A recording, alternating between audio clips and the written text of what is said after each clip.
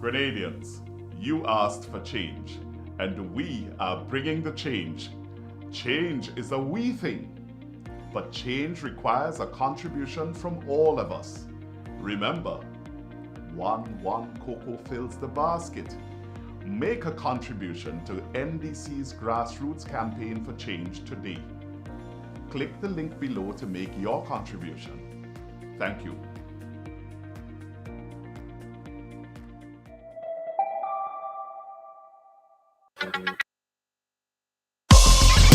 Well, it's on the ride along, so it's happening here. Came over here. What does it mean? You know, I grew up in what I guess you call a typical family. We break all the stories, and that's just a fact.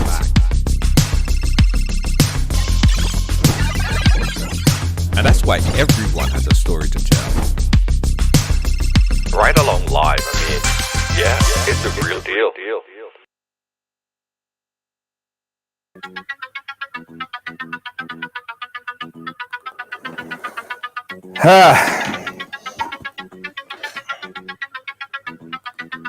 Yes, welcome to the ride. Welcome to Wednesday on the ride, everybody. Yeah.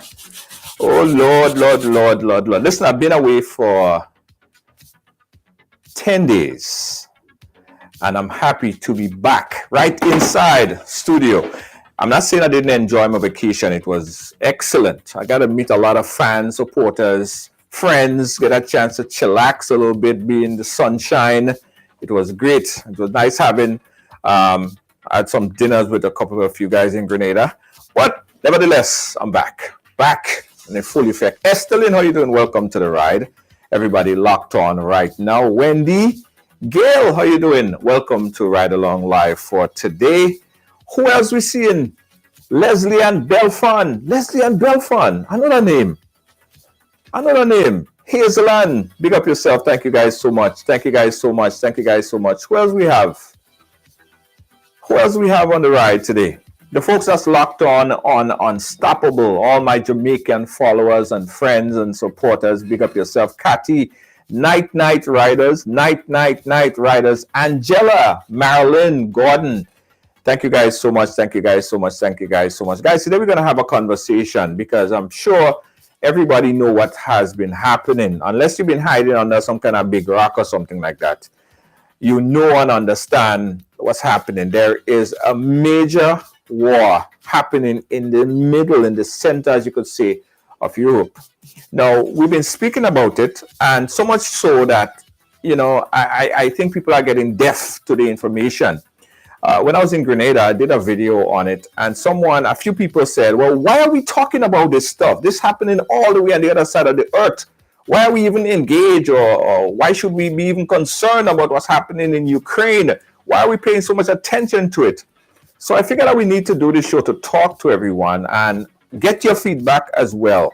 I want to hear from people who have concerns about it. I want to hear from people who don't think that it's an issue. And tonight we have a panel of guests, and they share varying views on the topic of the invasion or the war in Ukraine. All right. So, but this is not a conversation just me alone yapping on my panelists. I want you guys to participate as well. So this is the number. Kinsley, how you doing? Big up yourself, man. Yeah, big up yourself, Kinsley. Yeah. So this is the number I want you guys to chime in on. And as right before we came on air, guys, update that just came in right before we came on air. Let me see if I can pull it up and show it to you guys. There have been some major breaking news where the folks in Ukraine have been fighting back for this past going on 7 days. And CNN just reported that one major city, a second city in Ukraine, has fallen to the Russians. And the convoy, and a huge convoy, is making its way right into Kiev, which is the capital city. But we're going to talk about it, guys, because as we said, it's a conversation that we want to engage in. Let me introduce my guests. I have two of my guests right now. We have another one coming up shortly from Grenada right now. He's no stranger to the ride. In fact, he is a radio personality himself. His name is Mr. Smooth. Gary, what's up? What's going on? I good. I'm happy. Yes, I got a chance to meet you in Grenada. I haven't seen you for how much years? I haven't seen you before. I saw you just a couple of days ago, like about 5-6 years or so. Well, it hasn't been that long, has it? It seems so. I got a little. Over the time, you got a little taller, or you got a little shorter. Which one? It's been a minute. I think I might have gotten a little grayer in the hair. That's we all. You know what I mean? And I don't use any polish and them kind of things. So I'm letting it go gray, man. Gray and brown. You know what I'm saying? Yeah. Hey, you see, I'm wearing a long t-shirt too, So yeah, I love that. Junior George, so you know what I'm saying? Big up yourself, same way, bro. I love that. I got it. Yeah, man. Thanks for the support. Collect, of course, the Ride Along merch. Collect, of course, the Grenada t-shirts and hoodies. Yeah, we call it Always Grenada. Always Grenada. There you go. Not only for independence. Always Grenada. Thank you so much. And let's bring up my homeboy over there in St. Vincent and the Grenadines, Mr. Kenson King. He is a well-known and outspoken media personality there. Kenson, how you doing, my friend? My brother, I'm good, man. You caught me on the road, so I had to pull aside to jump in here. Nice. Happy to be back here. Once you call, I'm going to answer. All right. I love it. I'm happy to be back here, and I'm happy that you enjoyed some sun, so you're back in the cold. Yes, and funny enough, Kenson, it's not cold outside. It's the same exact weather as in Grenada, in the Caribbean. Same exact thing. Well, you got a reprieve, so enjoy it.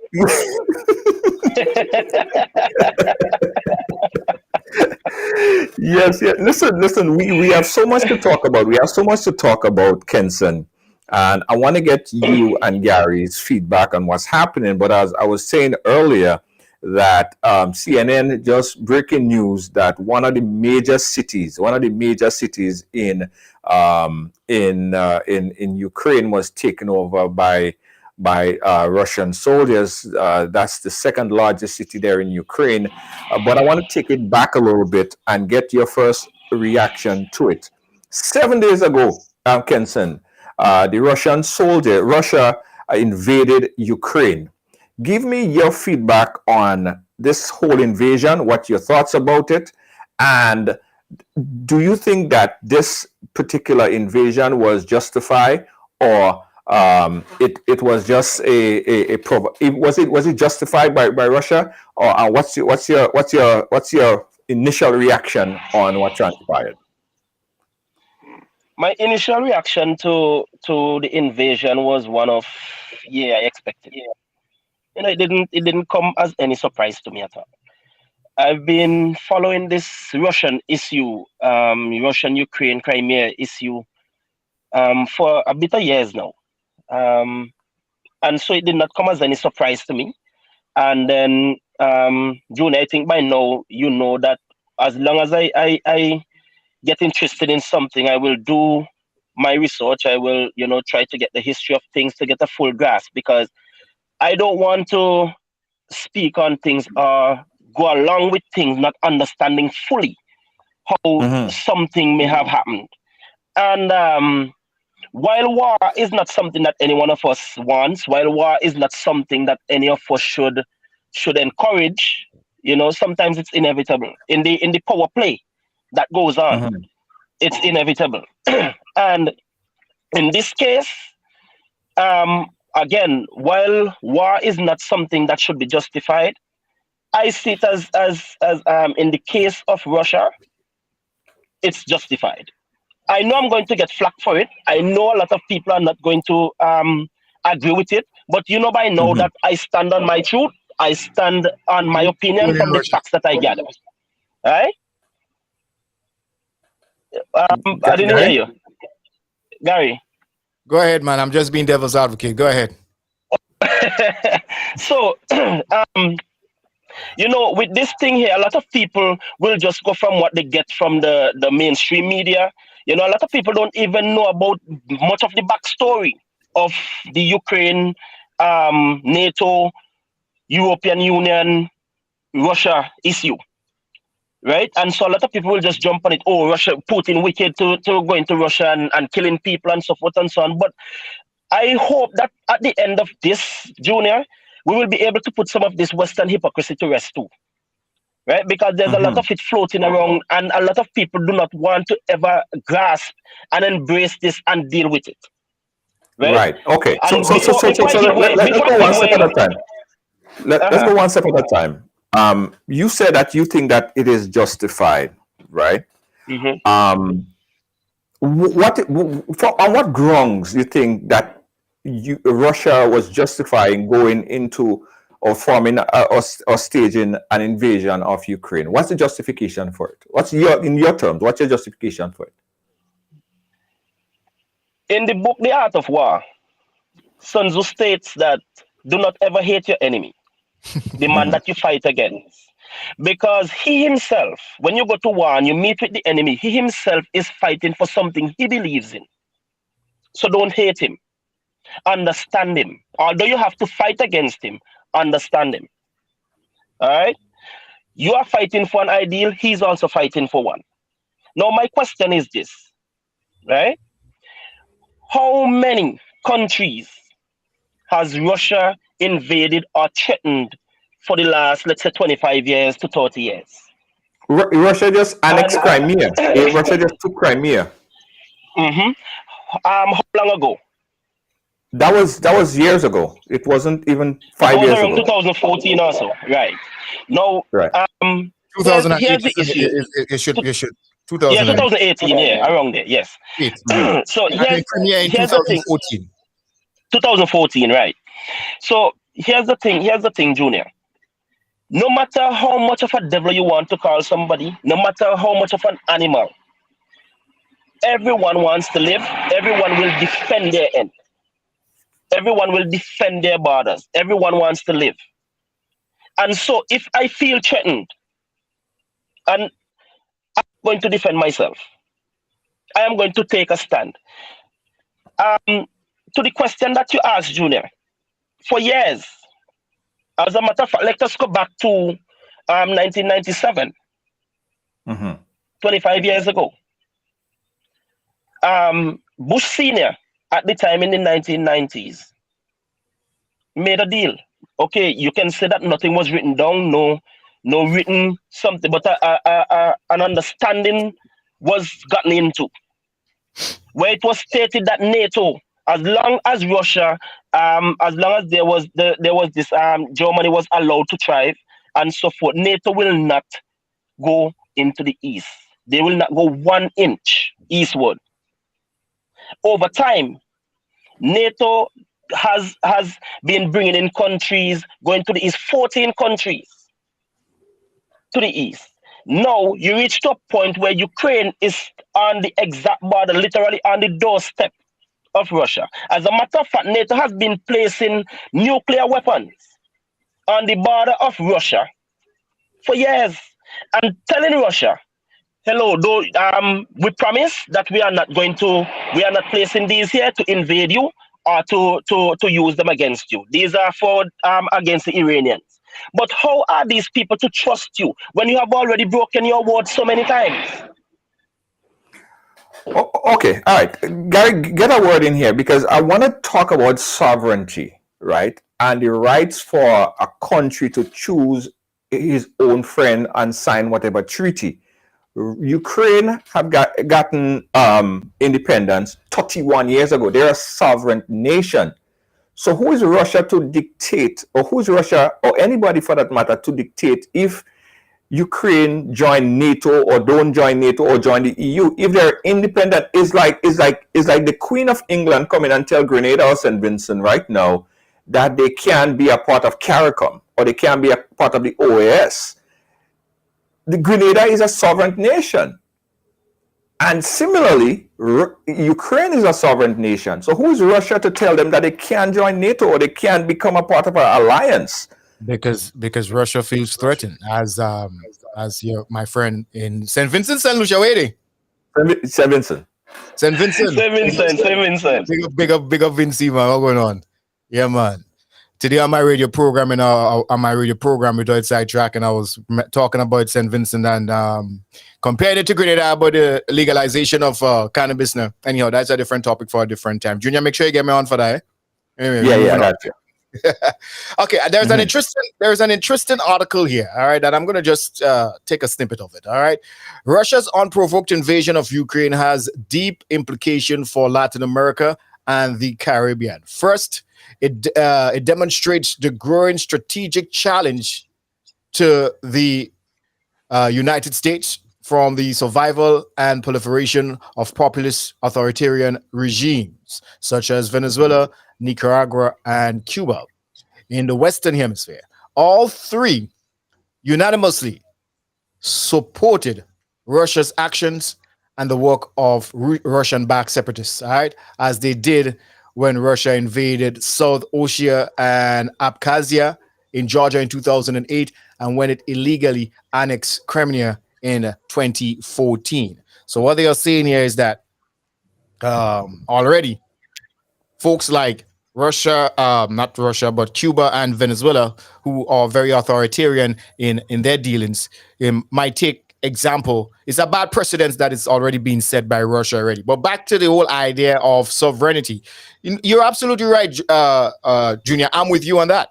If I'm an independent, if I'm a sovereign state, you can come tell me what to do, whether I should be friends with these people or that people, regardless of my geographical location to you. No, Russia is the second or third, I think it's the third largest army in the world. No, the second to the US. Second to the US. I thought China was second, but anyhow, the second largest military in the world. I listened to Biden yesterday giving his speech, and he has affirmed that he's not in no way, shape, or form going to send troops into Russia. All right? Because they're not a part of NATO. They're not a part of NATO. All right? Be that as it may. But I'm saying if you're not going to do that, then make sure your action is consistent and don't do that for the rest of the world. You understand? That's my take on it. But I support you there, George. Russia has absolutely no right to bully, and that's just simply what it is, bullying. Right. Okay. We'll come back to you, Kenson, because I know you have a lot to speak on the topic, but we're just joined by a good friend there in Jamaica, Chopper John West. Chopper, could you hear us? Chopper. How you doing, Junior? Greetings. I'm good. I see you out on the road. Yes, man, I am. Yeah. You could share your views on it, or you just wanted to bump in and tell us that you can't really talk too long? Well, I'll give my views on it. I think this is this is a situation that we've seen before. There's nothing Right. strange about this. I mean, if you look at what's happening now, it's exactly what happened before. The Baltics region has traditionally been a region that is always in turmoil. And what a lot of persons fail to understand is that what is happening in Ukraine now could seriously affect, not just affect economically Jamaica and Grenada. I'll tell you about two countries that should be very, very careful and should watch every single move. It's two countries in the Caribbean, Jamaica, Grenada. And you know why?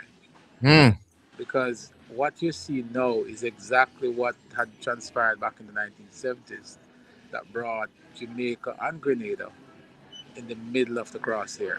Thank you very much. And it's not too far-fetched for it to happen today. So a lot of persons who are excited and carrying on probably don't know the history.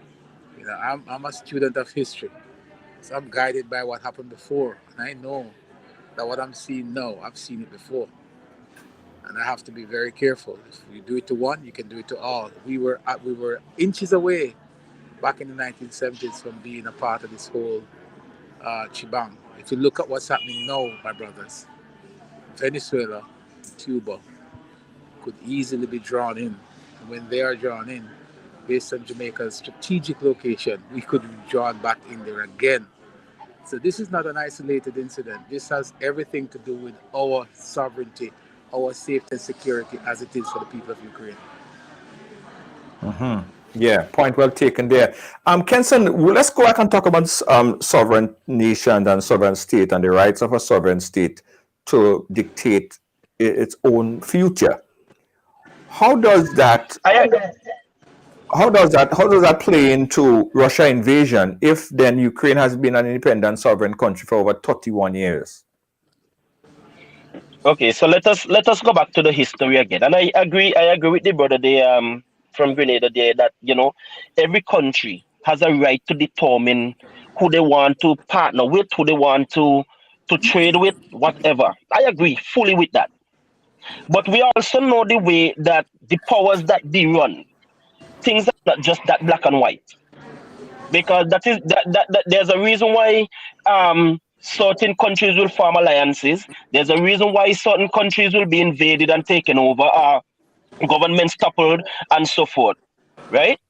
Now, you have an issue, and I'm glad the brother there from Jamaica just spoke about Venezuela and Cuba and so on. Because guess what? Why is Cuba still under so much pressure from the US?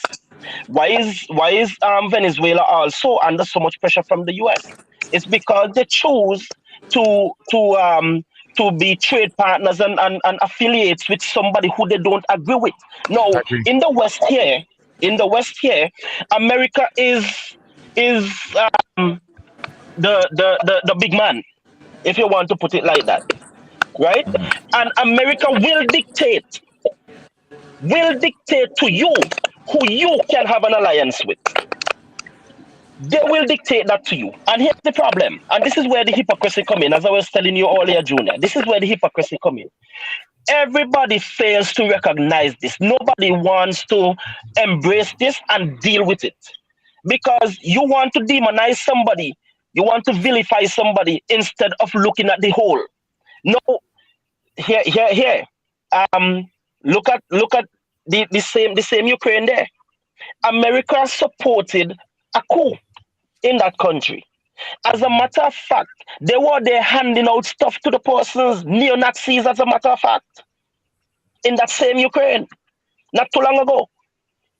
And now you have Ukraine that decided they were going to stay neutral. All of this could have been avoided, and people don't want to understand that all of this could have been avoided. It is years, like it or not, like Putin or not, it is years that he has been asking, stop provoking, stop the provocation. Look, Ukraine has been provoking? Ukraine have been provoking? No.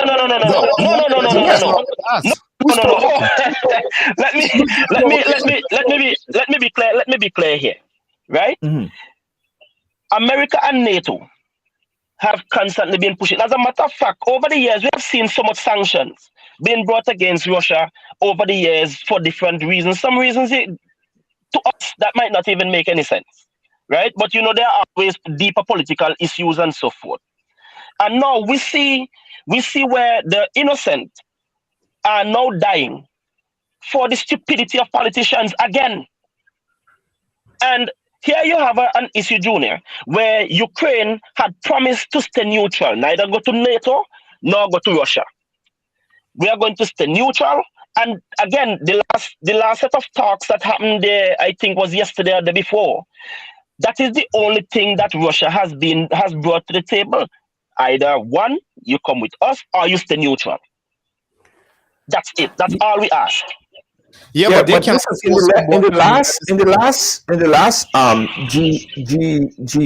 G7 or whatever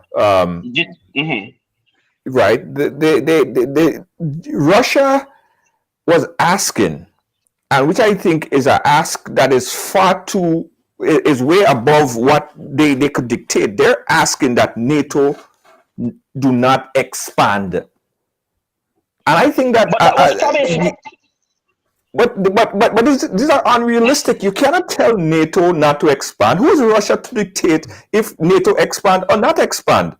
But Julia, who is that NATO? is not in Russia's position to dictate if NATO expand or not.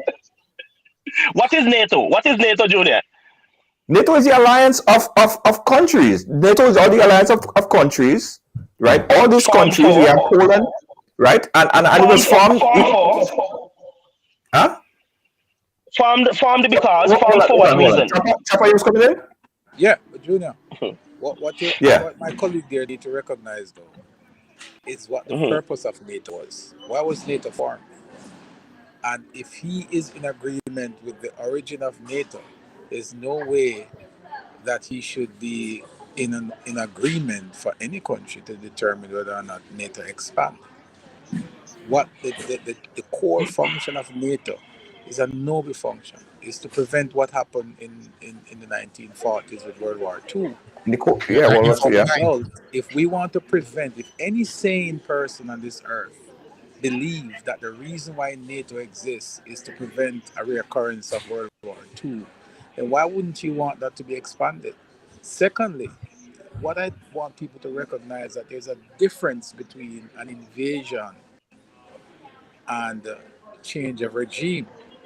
When somebody invade a country, invasion for me is when you move in and you raise your own flag. You remove one flag and replace it with another. That's the intention of Putin. Putin is not there just for regime change. Regime change is what the United States is specialized in.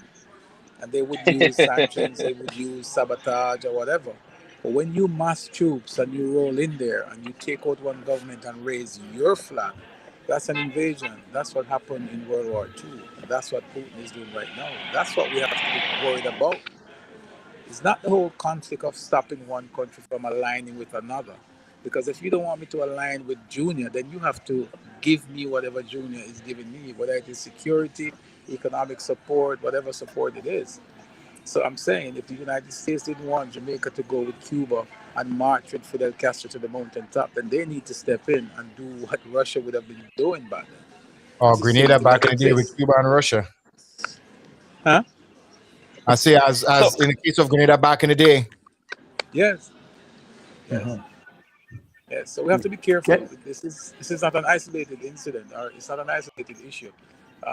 It's very crucial because right now Putin could easily say, look, I'm classifying any assistance given to Ukraine as a hostile move against us, and I'm going to attack. But make no mistake though, I can tell you this, right? And we can talk all we want. None of us want this to happen. What if it were to come down to it? I can tell you this. Russia would be decimated. I don't care what. Yeah. If it were to come down to that... You think NATO can handle that fire? Oh, NATO? A matter of fact, I tell you. You think NATO can deal with that heat coming from Russia? Chopper? Tell you no. People are overestimating that heat. That heat ain't nothing. Let me tell you something. If, as Ukraine stand right now, if Ukraine were to be given the support, just one thing Ukraine is asking for right now: let this fight be equal. Declare a no-fly zone, and let's take it on the ground and see who wins.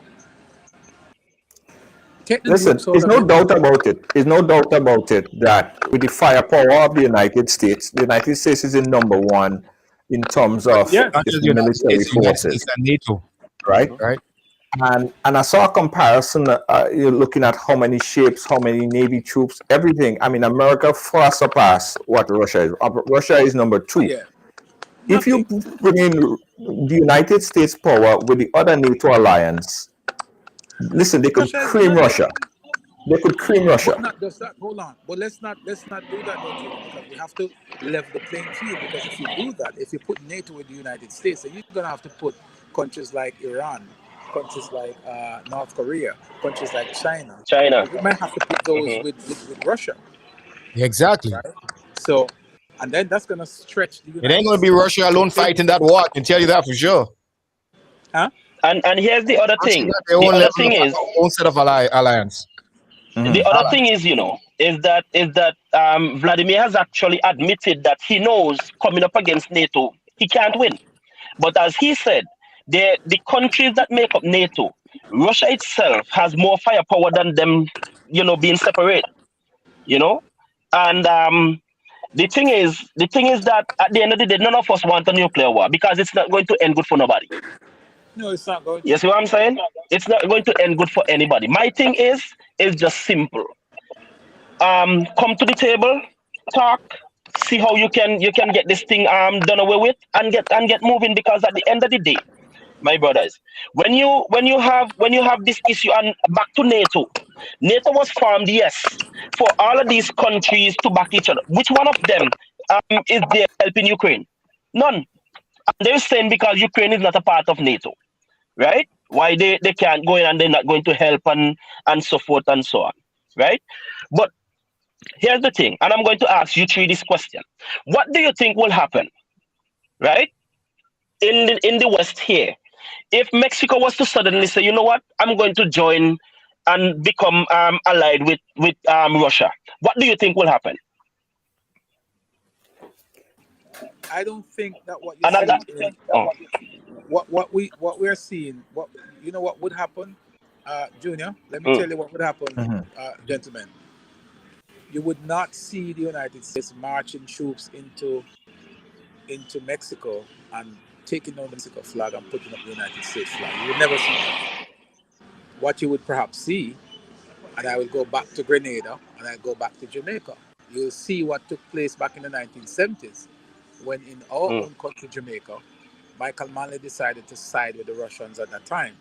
The United States didn't see kindly to that because the Russians were setting up a base in Cuba. Similar to what is happening now, where NATO would have been strong in Ukraine. And Russia is saying, not in my backyard. The United States then back in the 70s said, not in my backyard. So there's very little difference. And here's the difference that we have. The only difference is that we didn't see the United States marching into Cuba, taking down the Cuban flag and putting up the United States flag. You wouldn't see it in Mexico either. What you would see is economic pressure, foreign policy pressure being applied to get the desired result. I'm saying that's what Russia should have done if it is that you want it. But to march in there and to kill people, women and kids, and to take a flag down, because he's not fighting a war based on the fact that he doesn't want NATO in. That's not it.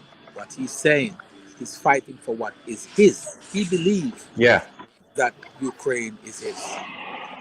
Has nothing to do with NATO. NATO is just an alibi. Yes. He says you're right, because to understand the conflict, you have to really understand USSR and the breakup of the USSR. This whole Poland and Ukraine, all of this was one big territory, right? Yep. In an op-ed that Vladimir Putin wrote, he said that the fall of the USSR was the biggest atrocities in the century or something like that. Not quoting his exact words.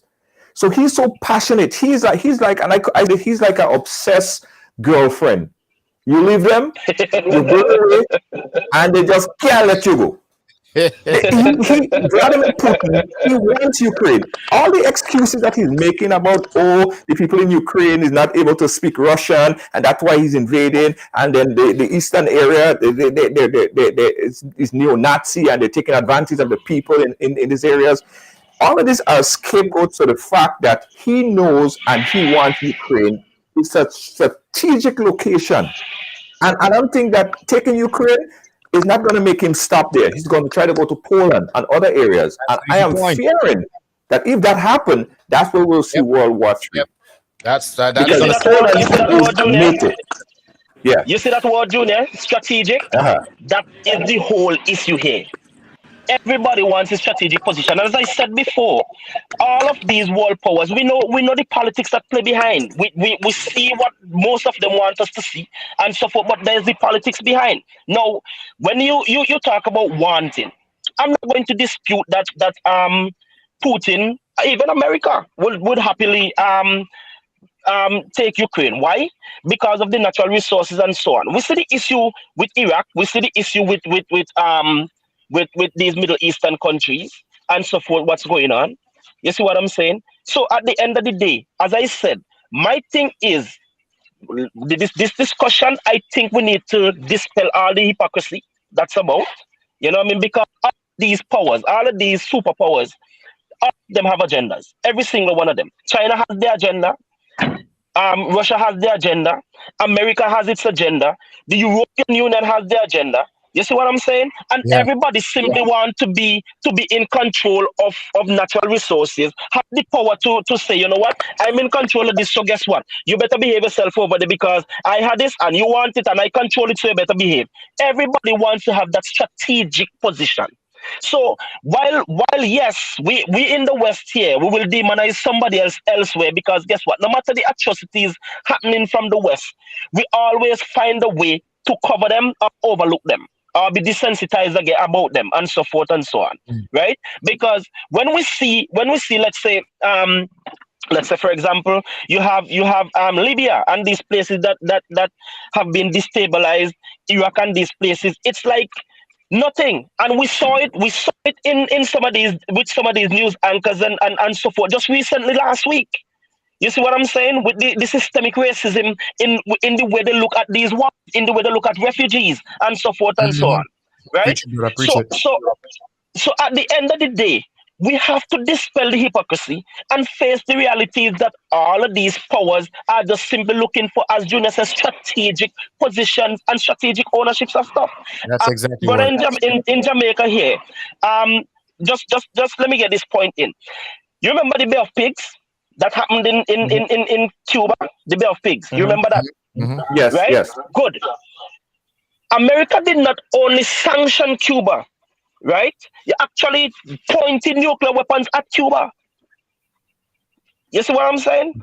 All of us are students of history, and I'm happy I meet a fellow history buff. You know what I mean? And so we cannot look past these things because, as you said, history will teach us these things. Now, we all know that if I do something, brother, I'm going to try to find a way to cover it and try to make it justifiable. So at the end of the day, I may not change a flag, but whoever I install, I am the one pulling their strings. And you get where I'm coming from. Yeah. Let me just give you a programming note here, guys. We're speaking about this instability that has been created in the middle of Europe by an invasion of the world's second mightiest power. Now, this is a nuclear armed Russia, right? And I think someone said it in there right now. It's not about firepower and who have more firepower, it's who strike first. Because both the United States and Russia are nuclear armed, and each one of them have a nuclear bomb pointing at each other. And if it were to be a third world war, it would be a totally different than what we've seen before. This would be a nuclear war, which means that a lot more people will die.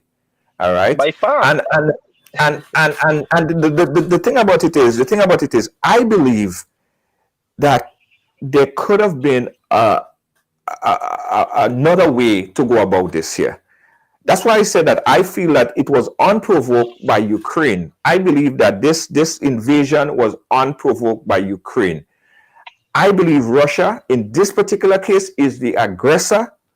And that's just my belief. People might share different beliefs. In this situation right here, I believe that Russia is provoked and is the instigator in this situation here, and is only causing and will cause more death. Now, let me make this final point. Russia and Ukraine are like St. Vincent and the Grenadines and Grenada. We're neighbors. Thank you very much. We have family, your cousin, your nenin, your sister, your brother in St. Vincent and the Grenadines. Now, it would take a heartless person to bomb the cousin in a neighboring country like St. Vincent and the Grenadines. And I can't come to the understanding how talks could not come to the table and resolve this thing. Besides Russia sending almost 50% of its military to kill his neighbors. How do you justify that? It's unprovoked, Gary. If I will jump in here, I love the fact that you mentioned St. Vincent and the Grenadines, because that's the exact thing that came to mind. Because listen, you see these people over there in Europe doing their thing, and always their first option is, guess what? To fight, bloodshed, bomb. I'm gonna flex my military muscles. You know what I mean? God forbid that St. Vincent should get up and say one day, "Hey, boy, you know, Grenada is we don't like what Grenada doing in Carriacou is ours. I don't like them thing there. You know? And my partner down there, Rav Gonzalez, say, you know what? I'm striking. You understand? But this is not the modus operandi of we people. You understand? So that really gives you a clear indication of how different we are as people, as a race. That looking inside there. But I would go back to say this much, because I wanted to make that point about the situation in Russia. I am not a history buff in comparison to your two other guests. All right, so I am learning as they speak right about now. All right. But I'm sitting and I'm listening to everything that is going on. I don't pay that much of an attention to what's going on as far as this issue. I pick it up by the wayside. I pick up information by the wayside, because I really think that as far as what's going to happen to us here in the Caribbean when America cough, we catch a cold, that sort of thing, that is as much as I'm concerned about. You know what I mean? But as it relates to the conflict as it unfolds in Ukraine right about now, you know, I don't stop my hustle during the course of today to really sit down and pay attention to what's going on. But I think it's hypocrisy at its height when I listen to the way America is handling this situation right about now. No, you make a valid point. I want to jump in here, and I'll allow Kenson to jump in as well. This situation could be so damaging for the economy of the Caribbean, right? In more ways than one. First, there is right now huge sanctions that's going to really stifle the economy of Russia. Damaging sanctions, worse than what they did to Cuba. But Russia said that they have a war chest of $630 billion just reserved. So when sanction hit, they could dip in their pocket. The problem with that is the $230 million in your war chest. Nobody have that in their pocket. Putin and have it in the back pocket to go pull it out or under your bed or nothing like that. And the banks cannot access foreign exchange. So right now it is of no use whatsoever. Right? So what's going to happen is the US and the West and NATO and the EU countries is going to try to put as much sanctions, no-fly zone on Russia. Russia going to do the same. You would find oil prices going up. And when oil prices go up, you understand what's happening. Everything else go up. Everything go up. Rice go up. My car and start walking. But Junior, two things, right? Number one, I'm gonna get back to the sanctions in a while.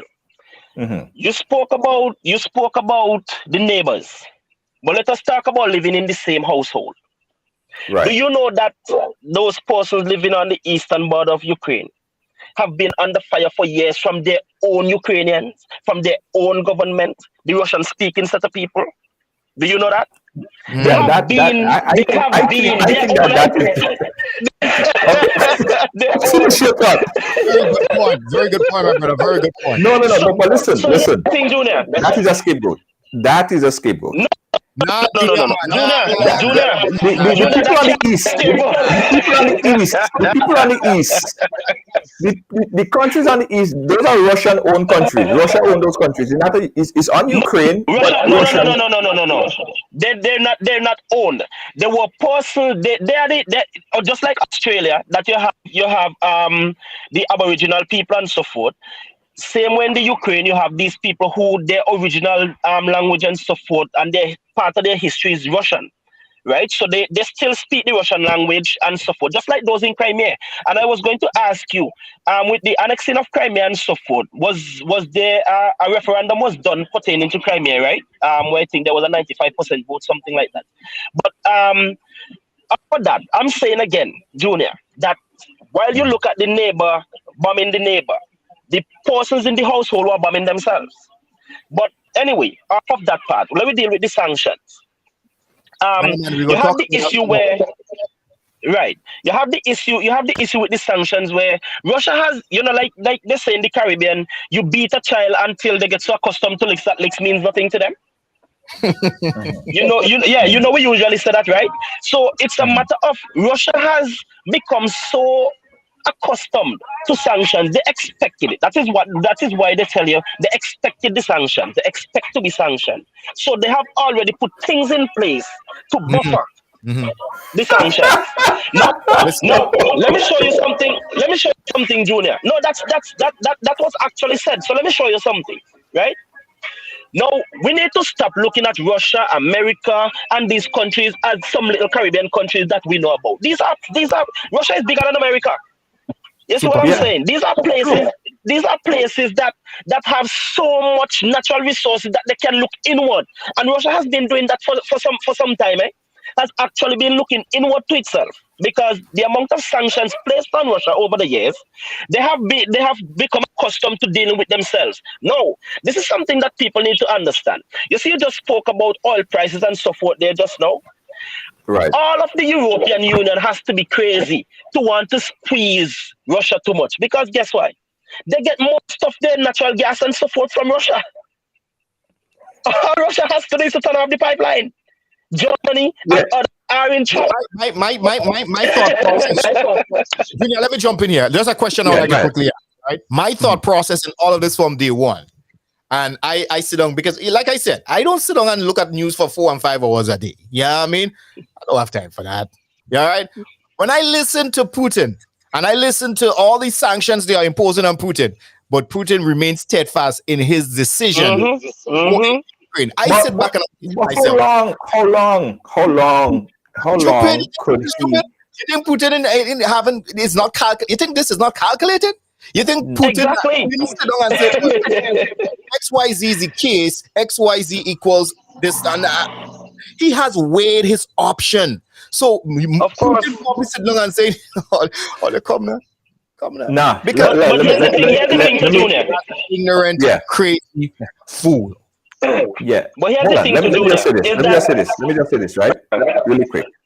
The sanctions that we are speaking about, let's put it in layman's terms of understanding, right? I'm not no banker or anything like that. I don't know anything much about the stock market, but I just will put some common sense to this situation here.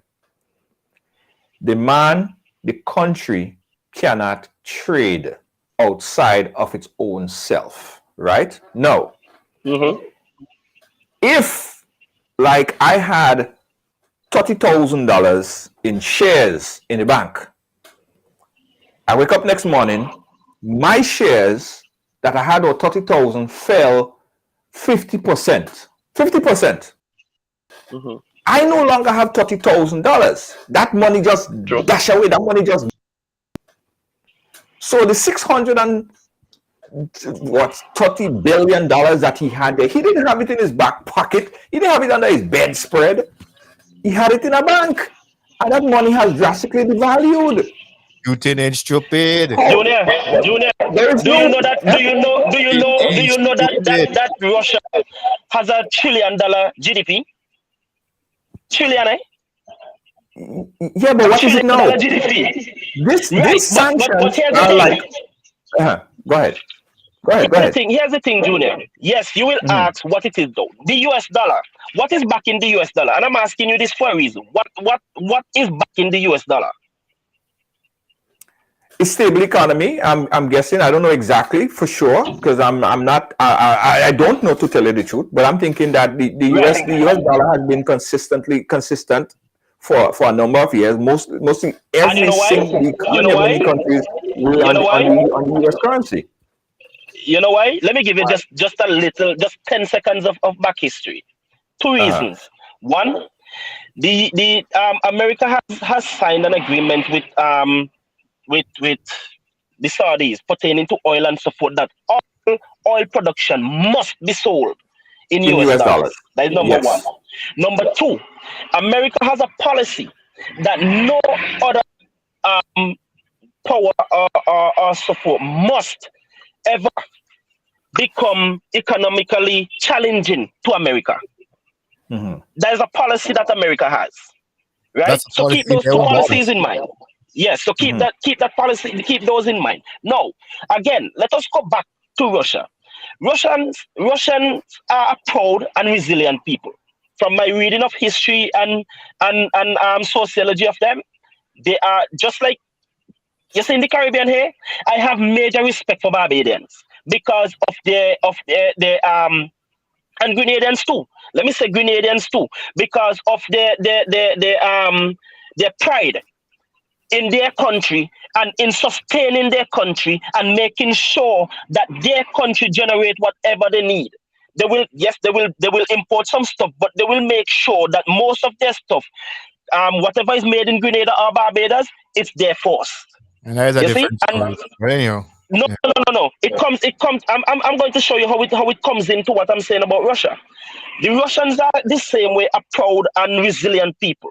So over the years, with all of these sanctions being imposed, it's not the first time that economic sanctions of one kind or the other has been imposed on Russia. You see what I'm saying? So again, as they say, they have prepared for it because they know they're going to make this move. And as the brother says, it's calculated. So they know they're going to make this move.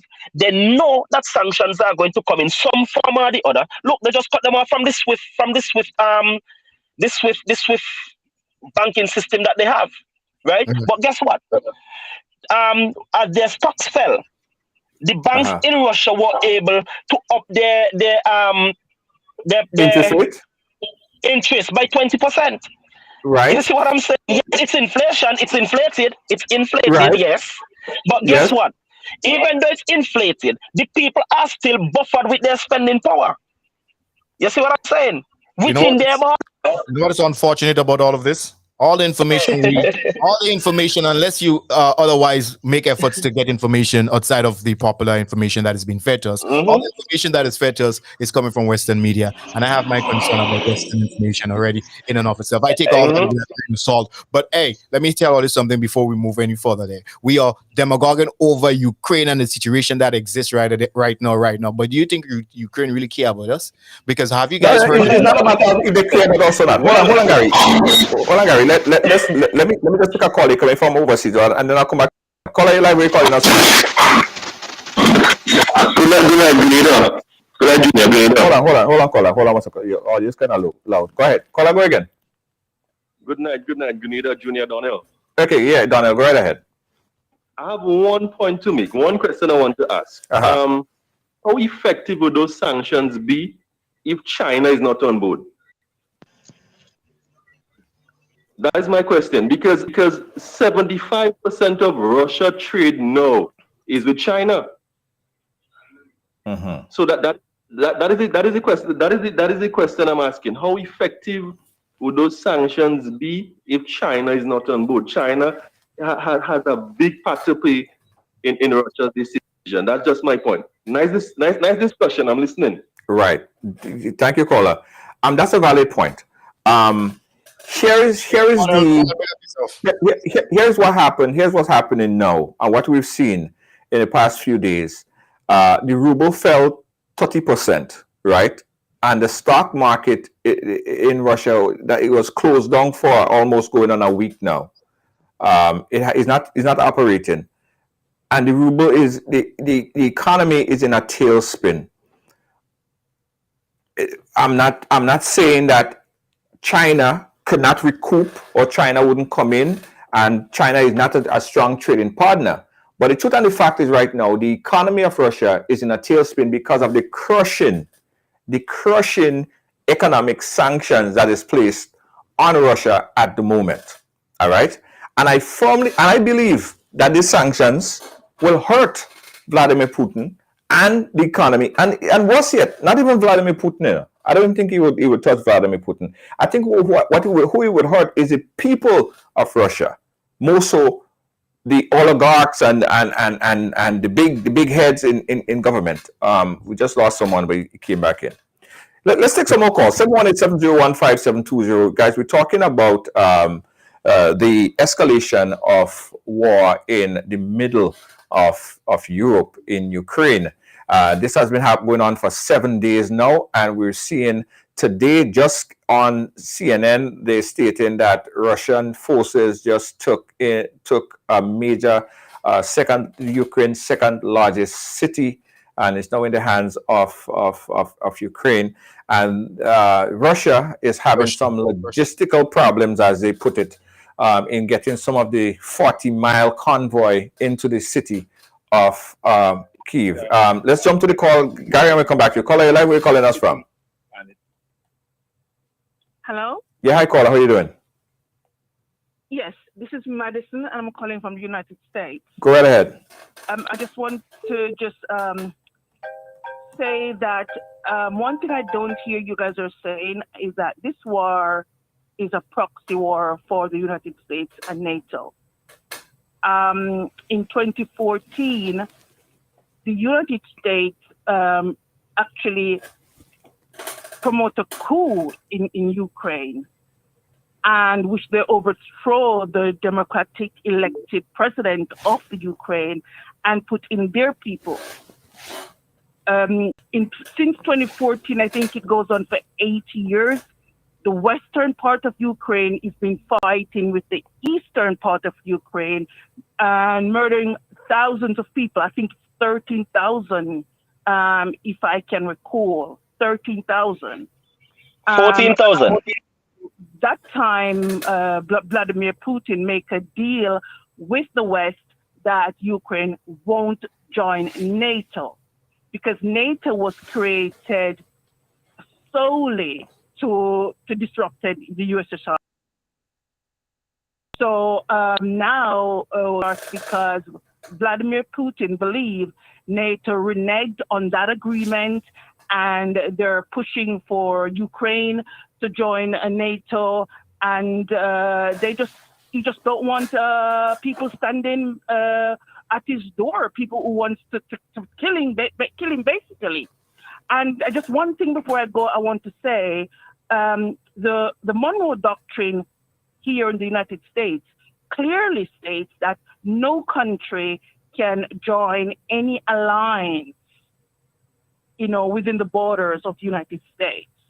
So basically, United States would never have allowed any country, as one of your the person on the platform says, allow Mexico or any country to come in and form any alliance with anybody else. They wouldn't allow it. So I think it's just the same thing. Russia don't want to allow the same thing to happen to them. That's all I have to say. Thank you, caller. Thank you, caller, for your input there. Again, as you've seen on the screen there, that a major city in Ukraine appeared to just fell to Russia control, and that is the second largest city there in Ukraine. Gary, I caught you before you was making your point, so go right ahead.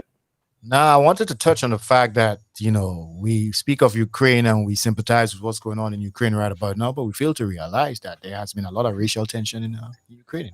You understand? The blacks in Ukraine, not just now, it has come to the fore now, but the blacks in Ukraine have been affected and have been treated quite badly up to this point.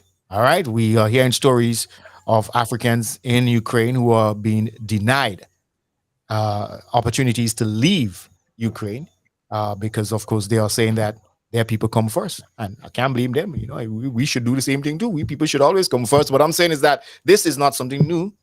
This is something that has been going on ever since, and we have to juxtaposition all of that with our sympathy towards Ukraine. Okay, yes, we sympathize on a humanitarian level what's going on in Ukraine right about now, but let's not forget that they're not really our friends here.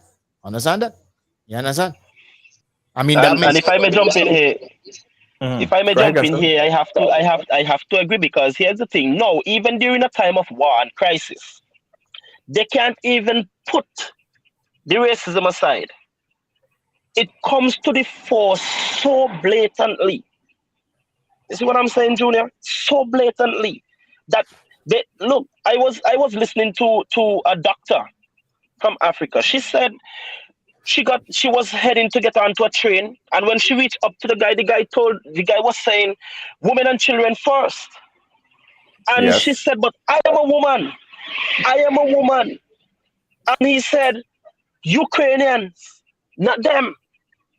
And now, even with that, what was even more distasteful, and here's the thing, is that the guy from BBC, he said, let him choose his words carefully. And although saying let him choose his words carefully, he was so inherently racist that if he did not choose his words carefully, what would he have said? No, you have all of these different media outlets, every single one of them, and you can't tell me. A matter of fact, the guy from CBS, from it's CBS or NBC, which one of them? He is dark-haired, looking Indianish, and this man is saying, "Oh, this type of refugee situation should not be happening. These people are blonde-haired and blue-eyed," and I'm like, what? And another one said, this is not like the Middle East. This is not like Iraq and Libya and these places. You know what I mean? He's referring to the Ukrainians now as, oh, these are civilized people. So you're saying that the bombings that are happening in Somalia, in Iraq, in Lebanon, in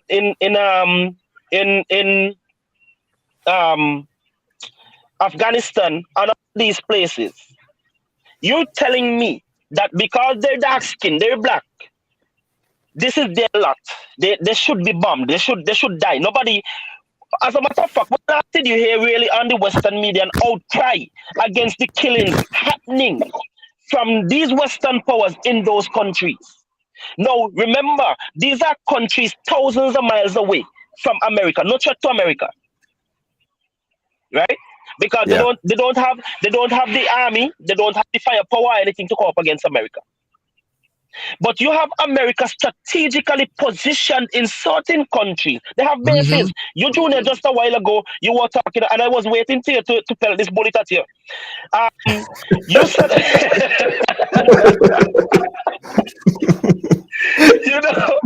you know how we do it. You know how we do it. You stated a while ago that you know, they go in and they set up these bases and so forth. But this is what America does. America has a base in almost in every region, in almost every major country and strategic position. Even in the same Cuba, they have a naval base. You're talking about places like Iraq, Iran. Look at the amount of destabilization that has happened. And this is where I'm talking about the hypocrisy now. This is not justifying Putin or saying that Putin is right. But it's, as I said, we need to dispel all of the hypocrisy too. Because about a few days ago, I saw part of the news where it said that a hospital was hit, and in the whole thing with the war, they said that you cannot target any civilian places like hospitals, schools, and so forth, right? They say that a hospital was hit and 2 civilians died, and everybody wants, oh, you have to take Putin to the Hague, you have to this, you have to that. What about the millions of children that have died in Iraq and Afghanistan? Children that they know about. Sometimes on a daily basis, you'll hear 14 children and so forth have died.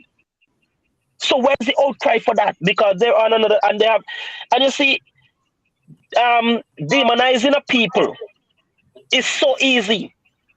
You see what I'm saying? Look at the state of black people in America. With all of the inhumane things that the last caller, and I'm happy the last caller was able to verify what I said. The western part of Ukraine has been killing the eastern people for how long? And that is unprovoked. You see what I'm saying, Junior? So where is the outcry for these things, brother? No, there is an outcry, and you would hear outcry from this platform anytime there is this type of atrocities. You cannot condone, and there is no right. I don't see anyhow we could condone, defend, sending in troops to a sovereign country and targeting women and children and private citizens, people that they're in situations where there is no military base. They're killing innocent people. And worse yet, Russia is covering it up so well back at home that if anyone protests, they're getting arrested, they're getting beaten, they're getting locked up, they're getting locked up for protesting. The media would not support that. Right. The media is controlled by Vladimir Putin. So all they're seeing now, a lot of people in Russia don't even know what's happening in Ukraine because the media is controlled by the Kremlin. And what they're seeing is a military operation. They don't know about no war happening to their cousins, right? This cannot be justified. This in no way could be justified. And you're killing men, women, and children, citizens. You're killing your cousins. I don't see how we could be justified in any kind of way. That could never be right. And that's where I'm outraged. I'm outraged. It go way past than just changing the guards or changing power or toppling a government. Now he's targeting innocent people. I don't care if you're white or you're black or you're purple or you're green. It's not right. Whether the US doing it, whether it's Russia doing it, if Ukraine was doing it to the east, it is wrong. And that's my disgust about the situation here. All right. And I cannot defend it. And a lot of times when I see people talking about like Russia is like a saint in this, I think Russia have been provoking the West and provoking its allies for many, not allies, his friends. Junior, I will stick up to you with that. No, it's the other way around. And let me say this. You see that point you just made about the media there? Bring it west. Bring it west. I can guarantee you that if you look at almost all of the news agencies in America, you will literally hear all of them speak the same thing. As a matter of fact, you see, just like how you say, the media is controlled by the Kremlin. The media in America is controlled by a certain set of people. At certain points, even the government. That's why I said I take their information with a grain of salt. And we have seen that over and over, Junior, where propaganda has been spread through the media. Right here in the West, over and over. Listen, I don't do mainstream media. I don't. Because I have seen too much hypocrisy in them and see too much of what they are like the arm of these people to just oppress. You see what I'm saying? So, and Junior, again, I don't support the invasion of any country, any sovereign nation. I don't support the killing of civilians and so forth. I don't support the people protesting but here you are, Junior. Let us bring it home again. Where's the outcry for what happened in Canada just a week or two ago, where Trudeau invoked those emergency powers, those wartime powers, to come up against his own people who are protesting peacefully against his mandates and things that he was doing. Look at the way he came up against his own people. Where the Western media on that one? Where's the media? Not a sound you heard on that, my brother. So again, as I said, in all of this, my whole issue is let us get rid of the hypocrisy now. Let us get rid of the hypocrisy. Let us deal the same way that you will demonize somebody for choking a goat in the east. Let us demonize somebody for choking a goat in the west. Thank you, brother. And that's all. That's and as Junior, as I told you earlier when we talked today, that is just where my stance is. Because we want to demonize one because someone told us to demonize that person. Someone told us to hate that person. We don't think on our own. No, I hate his action. I hate the action, not the person. The action. The action. But Junior, do you know a poll was taken, and do you know that a lot of Americans don't even know where Ukraine is? Don't even know anything about Ukraine? Huh? Yeah, I can see that. And as I said, yes. So because of the ignorance, they feed on that ignorance and feed them what they want. So a lot of the information that we may have, as I said, Junior, go on my page. There's a lot of discussion there by Western personalities about this whole issue in Russia, in Ukraine. Go back to 2010 when Professor what is his name? I can't remember his name, but he was talking about this whole NATO issue and Russia. And he said at the end of the day, there is going to be conflict. Because if you keep pushing, Junior, obviously somebody comes on your doorstep and put a gun in your face and tell you, well, don't be afraid. I'm not going to attack you. I just had a gun in your face just because your neighbor thieving good. So I had a gun in your face. You know what I mean? I had a gun in your face for your neighbor. That's an extreme example. Okay, I get it. Yeah, and that right there, Junior, especially if before when you turn your back, I told him, man, turn your back, I wouldn't get a stone and I hit your stone in the back. You know what I mean? You obviously are not going to trust my intention. Right. And I'm not, again, let me say, this is not a defense of Putin and Russia going into Ukraine, but all I'm saying is this: at the end of the day, you have to look at it from both ends. Come back again to what Sun Tzu said: hate not your enemy. Because he himself is fighting for an ideal. Look, the lady talk about the Monroe Doctrine. How many people know about the Monroe Doctrine of America and what it dictates? Yeah? Go back and listen to Bernie Sanders. Bernie Sanders spoke about that and called out the hypocrisy of America and all of this. You see what I'm saying? Listen, we're just getting some new breaking news again. I'm gonna try to chunky the news and bring it to you guys. Let me just confirm some of the information that we're getting here. But we're speaking about the topic of the invasion of Ukraine by Russian military. War raging in Ukraine, capital city. Just got news. In fact, it's on CNN and all media outlets right now that a major city, the second largest city in Ukraine, have been fallen to Russia. Russia has a 40 mile of forces line up entering the city of Kyiv, and what the sources are saying is that things didn't seem as if it was going Russia way. This is day number 7. They're having logistical issues whereby they're running out of gas. They having all sorts of logistical issues in getting their forces You believe that, Judah?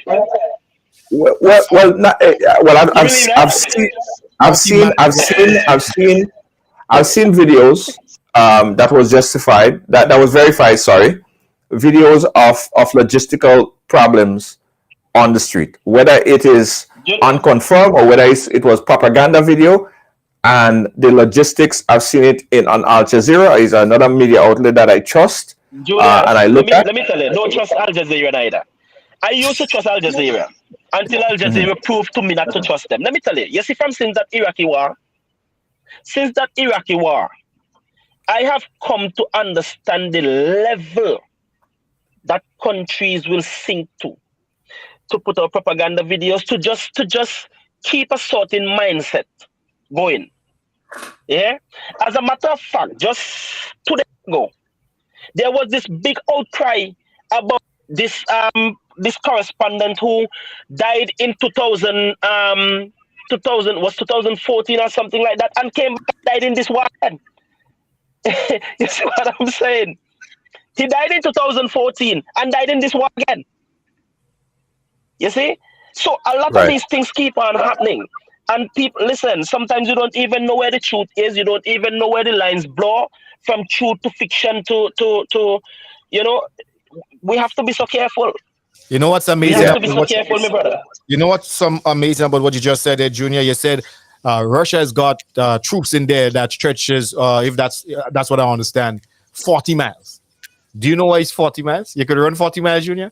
Yeah, I know it's a lot of power. A marathon is 52 miles. Yeah. If I'm not mistaken. Boss, 40 miles. A lot of people can't run 10 miles. That's to tell you the sheer number of troops that's on the ground right about now in Russia. Yo, but we really need to stop and take stock right about now, because amidst all of this, we are here in the Caribbean going to be affected the most. Let's go back. Very much so. What COVID-19 did not accomplish, it seems like this war is going to finish. All right. So now it's time for us to now start thinking about sustainability, self-reliance, you know, because when gas price goes up, everything else going up. You can't buy food in the supermarket again because shipping costs will escalate. And so the shipment of foods coming into our country is going to likewise go up. Sugar is going to go up. Thank God I don't need sugar. No, I don't consume sugar, so I ain't going to be affected there. But of course, we have to go back to roots. We have to go back to the land. So I'm sending an appeal. And I agree with you so much. I agree with you so much. Let's go back to the land. Now is the time for us to support our farmers and love up on our farmers, because they're going to be the ones who are going to be feeding us. They're going to be. And I'm glad you brought up that point. I'm glad you brought up that point. Be the new upper class people in Grenada. Let's change this whole thing right about now. Let farmers now be the new upper class people in Grenada, and in the Caribbean, might I say, because they are the ones who are going to be putting food on our. You know, like yam and dumpling and breadfruit. Junior, just the other day, and I'm glad that he jumped ahead of me into this territory here, because it comes back, as I said on this program some time ago. What are we doing about CSME? What are we doing about One Caribbean integrating and becoming a serious trading bloc? Because listen, all of these things can happen, and it doesn't really have that much impact on us if we decide to come together, you know. But as usual, and I've said it and I'll say it again, the politicians are the issue. Always the politicians who they have this big stick competition. Everybody wants to be the big man, you know. And up to today, because Junior, here you are. If a Vincentian goes to Grenada, I'm sure if I go to Grenada and I meet the brother here and we link up and I say, boy, I've been here for 2 months, I want something to do. He might take me and carry me to a brother and say, boy, you're building a house. I have a soldier here from St. Vincent, you know what I mean? Let's take a hold with you for the time that he here, man. You know what I mean? And a brother will embrace me and pull me in there, same way we go to any other Caribbean country. But guess what? The politics at play keeps us divided. When are we going to realize that all of these things that happen worldwide, we can mitigate these things, you know, by just coming together? If the Caribbean farmer block, as far as Bahamas, all the way down to Grenada, Trinidad, you know the kind of power we're going to be talking about there, brother. Yeah, true. That's not so true. Mia Motley in her speech here in Grenada the other day, you know, she said it well. I listened to her speech last night. Yeah, I thought it was rather inspiring because, you know, she has invoked the spirit of Eric Williams. I don't know how many people understood what she was really getting at. She invoked the spirit. And it's funny that it had to come from a Bajan, because when Eric Williams stood and he helped galvanize the powers within the region to form a One Caribbean, all right, guess who was the leader? Guess who was the first leader? Albeit it lasted just a few months. I think it lasted however long it lasted. But the first leader of that whole idea of One Caribbean, a united Caribbean, was a Barbadian. You understand? Mhm. So Mhm. I was really encouraged and really inspired by her speech, and I don't think anybody else could have done it any better. Yeah, Very absolutely. much And so. you know, I guess what we really need to sink in, and the main takeaway from the program here today should be what could people what could people do in the Caribbean? What could we do in the Caribbean to kind of insulate the impact that is going to happen here? No, it's not like it's if it's going to happen.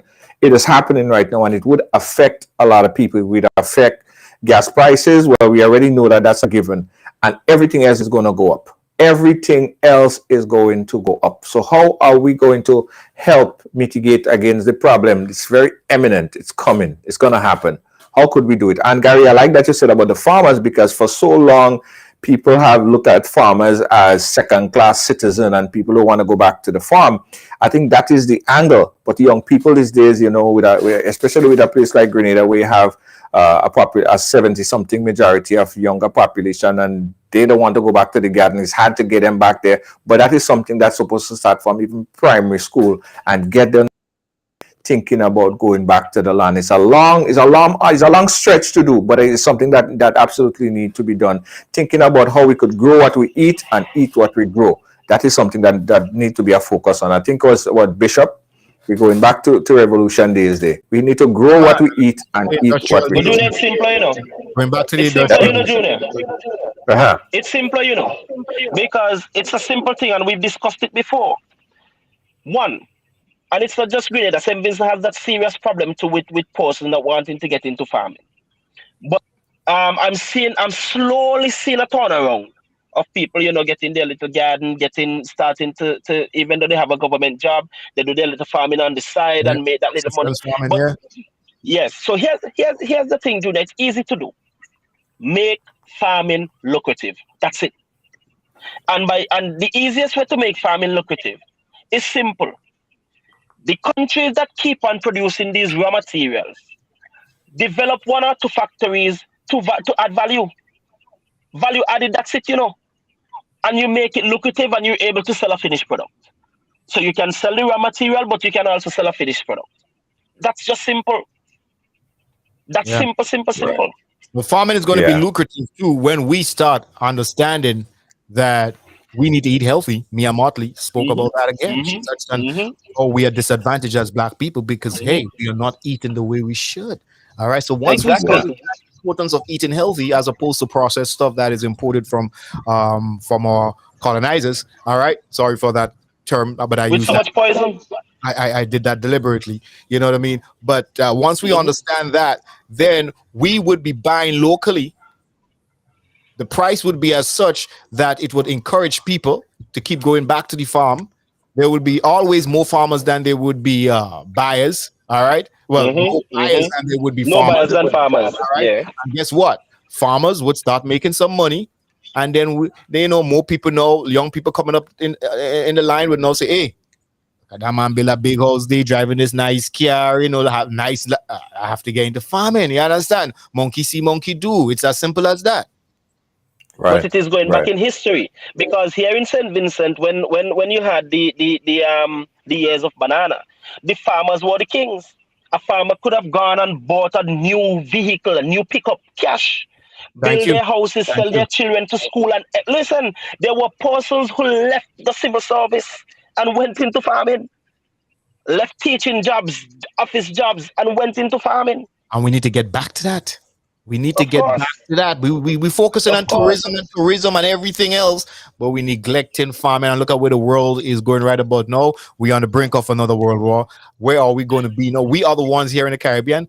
We're going to die, but we have to position ourselves to survive. Yeah, let me get back to this war. Let me get back to this war. I have a question for you, Junior. I challenge you now. You want to see the hypocrisy? I challenge you now to get any Caribbean leader, any one of them in the West here, to stand up and say, listen, I disagree with NATO, I disagree with America, and I'm going to forge an alliance with Russia and so forth, and I'm going to allow Russia to come here if they want to set up a naval base and so forth. And tell me which one of them you think brave enough to do that, and tell me why you think they will not do it. Bishop. But let me ask you a question. Hold on. Let me ask you a question to your question. What is your prime minister's relationship with Russia? Because I know that St. Vincent and the Grenadines had some trading relation with Russia. Correct me if I'm wrong. And just recently we learned that Ralph, your prime minister, wrote a private letter. Y'all go easy on Private letter. anybody bad talking Ralph in my on this. No, Ralph, please. Junior, I was expecting that from you, you know. But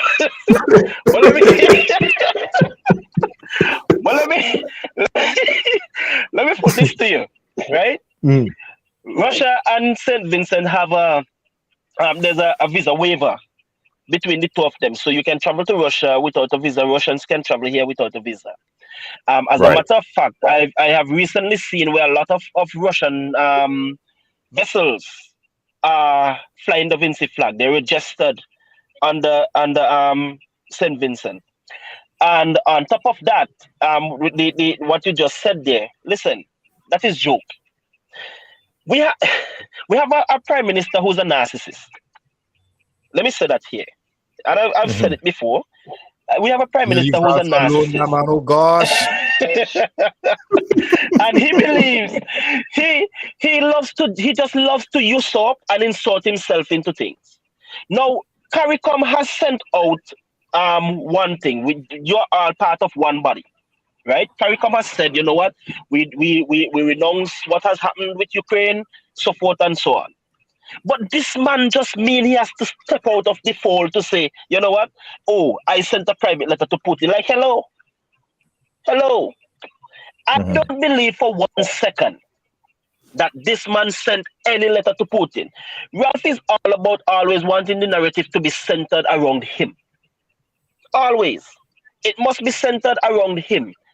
That's the narcissistic behavior I'm telling you about. So he must always have a hand so that somewhere down the road, maybe 5-6 years from now, maybe 10 years from now, maybe the next election, he could thump his chest and say, well, I sent a letter to Putin and I said this and I said that. How long has Ralph been in power?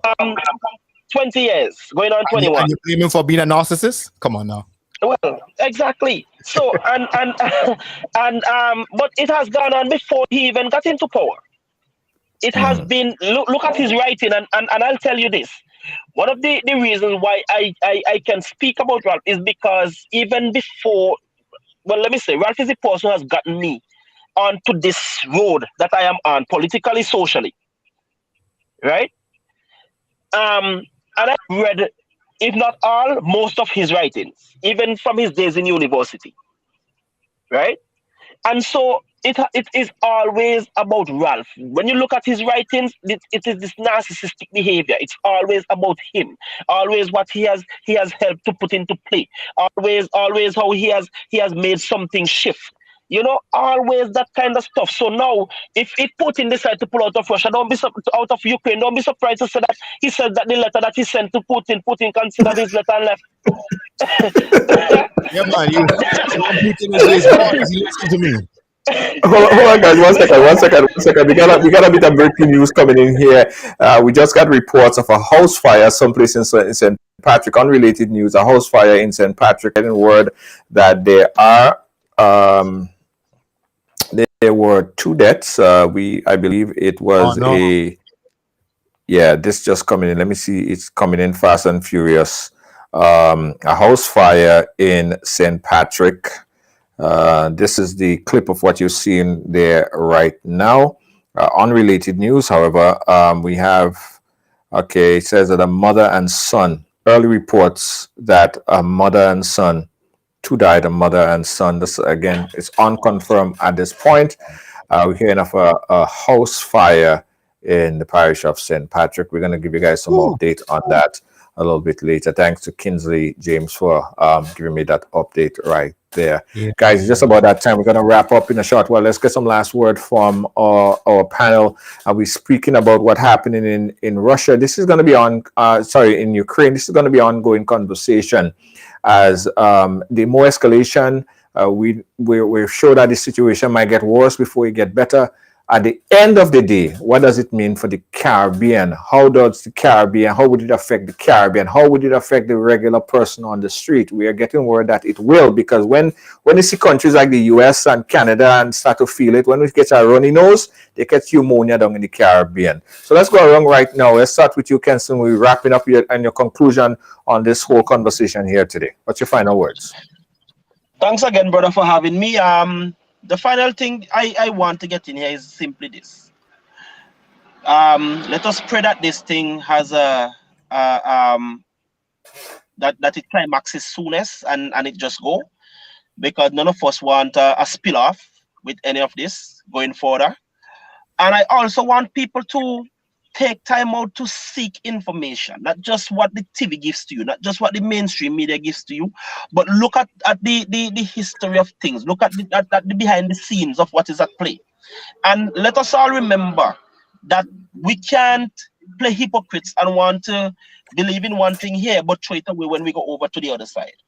And the West, meaning NATO and the European Union and America, they are not innocent in this. All right. So while Putin is doing those atrocities and so forth, and we look at it as atrocities, let us try to look at it from another standpoint politically. Right? Not just getting all up in your emotions and seeing what's happening and so forth, but let us look at the politics of all that is happening, the geopolitics and everything that is happening. Right? And I think we will get a clearer picture and be able to come to a better conclusion. And with the Caribbean, we know that, as you said, these people sneeze, we catch the cold down here. You know, we always get the end of the stick that has this brown stuff on it that doesn't smell too good. You know what I mean? Yeah. And so, and so at the end of the day, let us.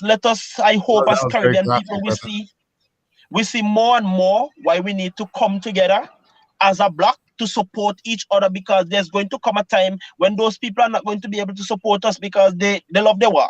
We know that from history, and there's always going to be a war. So let us try to become a bloc, and as the brother said, let us return our farmers to the kingly position that they deserve to be placed at, you know, and produce our own stuff, support ourselves, and stop being dependent on tourism and these other things that are not really working for us. So again, Junior, thank you for having me. Thank you, my brother. Thank you, my brother. Always. My brother, have a good one. Good, sir. Gary there? Yeah, I'm here, man. Yeah, final words before we close off. Well, Kingsley pretty much touched on some of my thoughts as my closing comments, but let's focus on ourselves, people. All right, let's focus on ourselves. Because at the end of the day, it's only we to take care of us. You know what I'm saying? We cannot depend on the colonizers to take care of us. And that's what really what it is. You know, like Kingsley said, they got a history of war. That's what they know. But I'm not going to get controversial. I'm going to get real. Let's return to the land. Let's eat. Let's eat what we grow and grow what we eat. Subsistence farming is the way to go, even though you're not producing to sell, but you can produce just enough for your family to eat. And that's what's important. Okay, let's support the farmers. Let's return those farmers to a position of higher echelons in society, so that they can continue doing what they're doing, and they can in turn inspire the next generation to come. Absolutely. Thank you so much, Gary, Mr. Smooth. And also check out Gary on Hot in the morning, Hot FM 98.5, 98.7. You could check him out there. Well, Gary, thank you so much, my brother. We appreciate you. Stay safe, all right? Always. All right. Thanks again.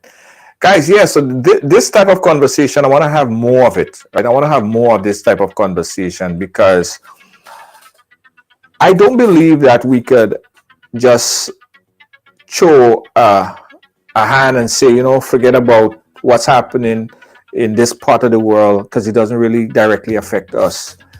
Now, at the moment, we might say, well, these people and them, they fighting, and let them fight, because we over here, nothing happening to us. But I'm guaranteeing you guys, what happens over there would essentially come knocking on your doorstep. It would affect you, and it's not if it will affect you, is when. As Gary said, as Kenson said, we have to prepare, we have to come together, go back to the land. And when we say that, it's some cliche, go back to the land. It's true. It's true. We forget all those things, Jay. We forget all those things, going back and picking, growing, we own fruits and vegetables and come for your own self. We get so used to buying all this stuff and cooking all this macaroni and cheese and all of this stuff, and it's sad. Let me tell you, Lord, it's sad. And what was even worse is that I can't find, like, I ain't gonna say I can't find it, but it was hard to find some real Grenadian food, man. It was a stretch to get some real Grenadian food. You drive so is KFC, you drive so is Subways, and it's all food that is causing all these cancers, man. Because we eating the food of this Western world, and we are getting the disease as well.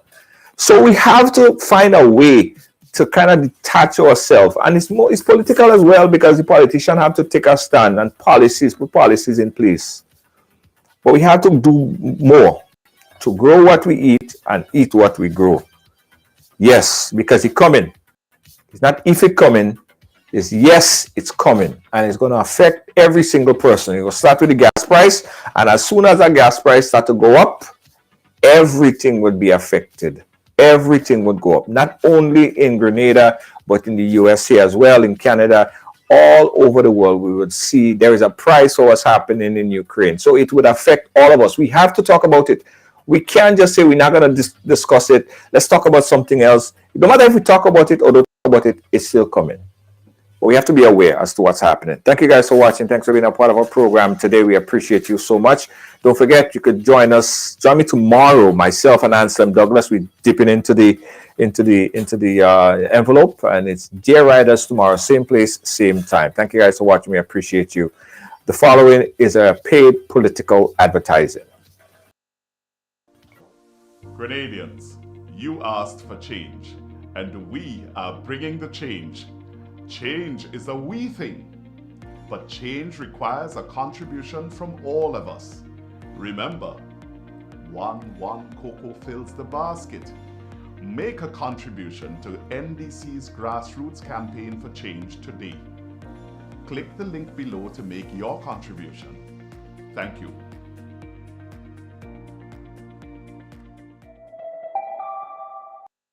Do you feel sick? Are you unsure? Or need to travel, but can't afford the long, exhausting lines? Then you need to be tested for COVID-19. Here at All Pro Health Lab, you can schedule your appointment online. No wait, no lines, no hassle. And get your results back in 30 minutes or less. Call now to find out more. 516-828-1808. Our agents are always ready to help. Hear why everyone is talking about All Pro Lab. It's quick, efficient, and tests are guaranteed in 30 minutes or less with full certification. Check us out online at allprolab.com or call 516-828-1808. All Pro Health Lab. Call today.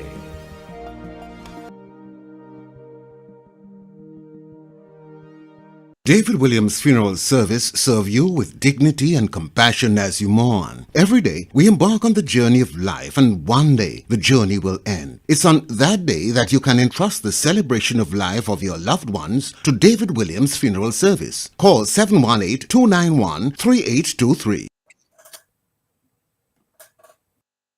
Coming to you live from studio. Well, it's on Ride Along, so it's happening here. Came over here. What does it mean? You know, I grew up in what I guess you call a typical family. We break all the stories, and that's just a fact.